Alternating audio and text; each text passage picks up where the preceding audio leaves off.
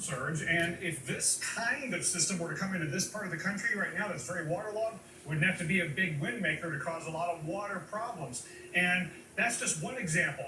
You look over the past 20 years, there have been 6 other southwestern Gulf named storms in June, including Bill of '03 that went northward to the U.S. And look at all of these storms in the southwestern Gulf in the last couple of decades. So history teaches us that's a hot spot for this time of year. And right on the other side in Mexico, we've got a system that has an increasing chance of development that'll probably be moving toward Mexico. And that upper level high pressure regime is going to spread northward into the Gulf of Mexico. This area of concentrated thunderstorm activities will be coming ashore. And look what the models do with the colors here showing the low level spin moving northward by tomorrow. Then over the weekend, at least a part of that system could get into the southwestern Gulf.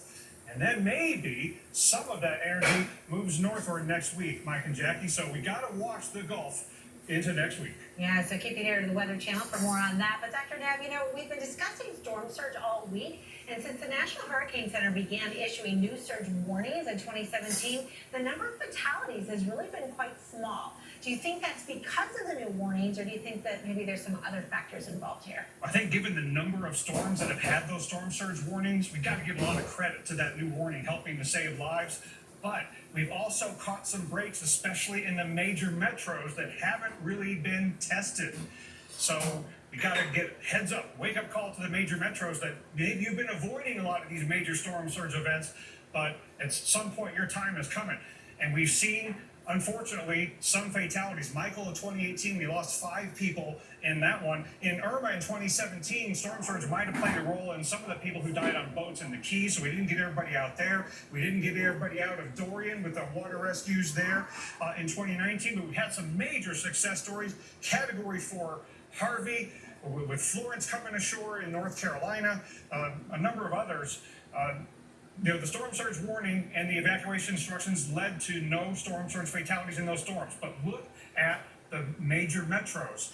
Corpus Christi dodged the major surge from Harvey. Houston didn't get any. New Orleans, Tampa, and Miami dodged the major surge from Irma that happened in Southwest Florida. And look at the Mid-Atlantic and East Coast major cities not getting major storm surge. And then in the 9 storm surge warned storms last year, we lost 1 in Zeta, lost 1 person in Sally. Laura, we got everybody out at the last minute in those smaller communities south of Lake Charles, but Lake Charles itself really dodged one. If that storm had been 20 miles to the west, major storm surge would have gone into that metro area. And again, Corpus, Houston, New Orleans, Tampa, Miami, and pretty much the entire East Coast, those major metros dodged the major storm surge. So we've had too many people in recent years not evacuating at all, evacuating too late. We've had rapid intensification. If those things come together for major metro areas, you've got to get out and get out early. Mike is back. Your dry skin story.